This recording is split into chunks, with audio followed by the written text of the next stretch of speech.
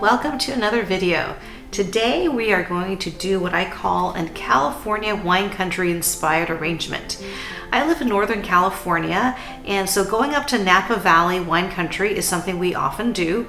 Right now I'm going to take advantage of the fact that the wild grapes growing in my creek area are beautiful, and I'm going to show you an interesting container kind of reflecting the aesthetic of the California wine country. Let's get started. Today we're going to use a rustic box. It's sort of an aged wood box like this. It's not a watertight box, so there is a plastic liner that comes with this box, and I just have a piece of floral foam in here. Now this type of container have been very popular for events, and I would say that the California wine country aesthetic is sort of a casually elegant aesthetic that reflects what's growing in California. And I'm going to show you some of the materials we're going to use today. We're going to use the wild grapes that are growing right now, and they're really perfect because the grapes have formed into beautiful clusters, but they're not ripe. There's not much sugar content in them, so they're not going to fall off the stem, and they're not going to rot very easily.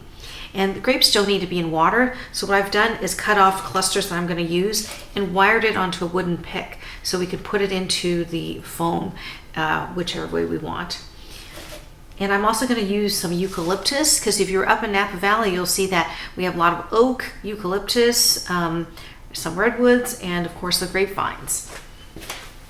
For the flowers, we're going to use some of these beautiful Bordeaux colored dahlias. Dahlia season is right now. Everything's gorgeous. I was thinking with the heat wave that we've had this year that the dahlias wouldn't be great, but it's actually been pretty temperate up in Northern California here, so the dahlias are amazing. And we're going to use some of these beautiful wine kissed succulents. These are succulents with sort of a dark burgundy edge, and that's partly why I chose the burgundy dahlias. Succulents have been very popular. You'll see them all over California because we've had a drought for the last few years. The drought's finally over, but a lot of the landscaping around here has been changed into drought-tolerant landscaping. I'm going to start by greening in lightly with the grape leaves in this container. And I'm just going to kind of look at the material. Like this one is beautiful, kind of have an interesting line with the tendrils. So I'm just going to place it, however I think looks nice. We're going to keep this arrangement pretty low. With these boxes, I tend to feel the texture of the arrangement is going to be what's going to be the focus, and not so much like an arrangement with a lot of lines coming out. And that's partly why I chose the materials I did, so that we can really focus on the interesting textures and shapes, like the rosette shapes of the succulents that's echoed by the beautiful Bordeaux dahlias. Just put a little bit here. I don't want too much greenery because the grape leaves are relatively large compared to the size of our arrangement, even though these are pretty small. I don't want it to overwhelm. And then I'm going to add in the grapes. I'm going to put it in the corner here.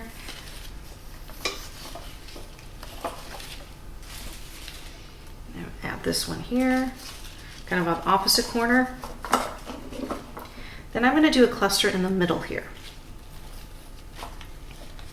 So we sort of like a diagonal of grapes.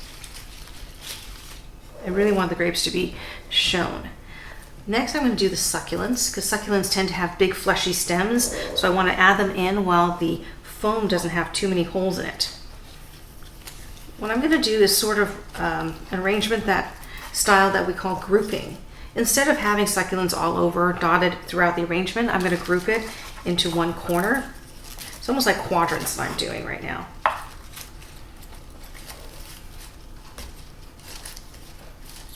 See, even now it's hard to poke them in. Succulents actually probably don't even need to be in water, but I'm going to put them in the foam just to secure them. Then I'm going to put the dahlias in a different quadrant, maybe opposite. And another reason why I chose this type of a container is dahlias are very directional. They sort of kind of face one side, so it's easier to use them kind of short in arrangements. Like they're hard to use in a vase arrangement because they tend to want to face one side or the other.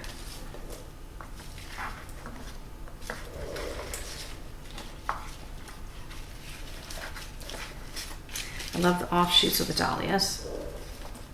Like I wanted to add a third one here, but instead of adding a third large one, I'm just going to add one of these side buds, maybe two of them. Okay, already the arrangement is taking shape.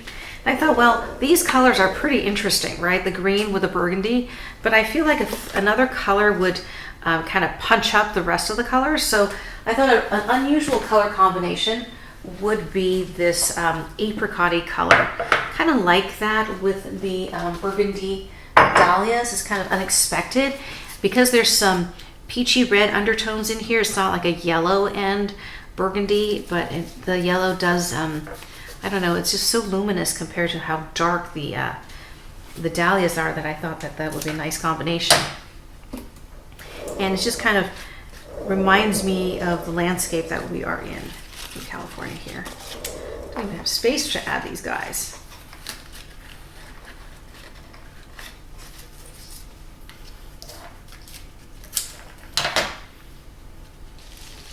Now I'm going to move this dahlia because we were saying we were going to do the grouping. So I want to have a little more space over here so I can group the Gerberas. I do like the Gerberas grouped because they do have that center eye and it's such a vibrant color. If I had it on opposite sides of the arrangement, it would be kind of stark and kind of eyeballing, right? What we call eyeballing. So we have a quadrant here of that sunny apricot color, our succulents over here, burgundy dahlias here. And we're almost done. This is a super easy arrangement.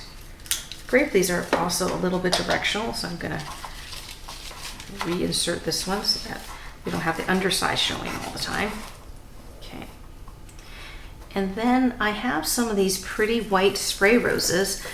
At first I thought maybe I'll just do a burgundy and white, but it seems like the contrast is I love, but it just seemed to need a little punchier color, if that makes sense. So I'm going to add a little bit of this in the arrangement over here with the succulents. This is something that I grow in the garden. I think I've used it often. This is the Alba Maitland Rose. It's a low-growing landscape shrub that I have planted. I have 6 of these around a fountain, and they're quite prolific. Right now, there's not that much growing in the garden, but these guys are still going strong.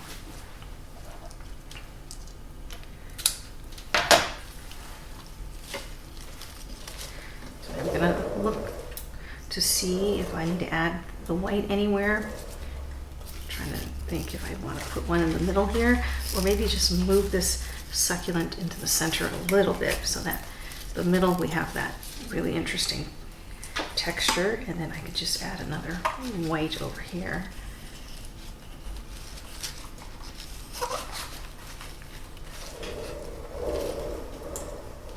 And I think we are pretty much done. Debating whether we need another dahlia down here. Maybe not. Maybe not. I think I'll stop.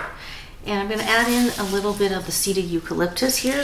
I think this is a great greenery to use with the succulents because it has that same type of grayish green undertones. And like I said, this is very California. They're grown all over here. These were planted for lumber back in the 1800s before they found out that eucalyptus is not a good tree for building, as a building material. But they've naturalized, they love the climate here, so we've got lots of seeded eucalyptus growing everywhere. They're not a great tree for here because they have a lot of oil in them, so they tend to be a fire danger. But I like using them in my flower designs. I'm adding some here for movement. Don't want to do too much. We have 2 kinds of very interesting greenery in here. I want to feature them.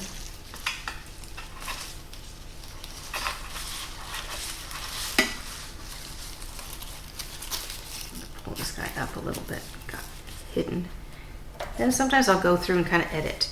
There's like a random leaf here I want to cut off because it's hiding our beautiful succulent. I do want people to see the beautiful grape leaves. Let's see if we need grape leaves anywhere else.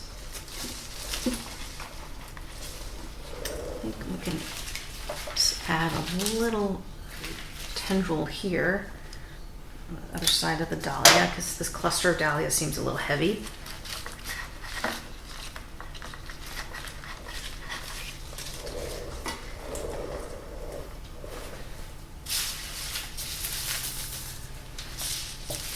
Might just add a little more of the eucalyptus on this side here, because I think the little white roses are kind of just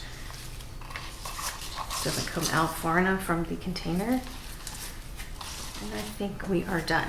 Let me move all this plant material so you can have a good view of the finished product. That was a very easy arrangement to do. These square containers are easy to arrange in because we're not building any complicated lines. We're just using texture to kind of build an arrangement.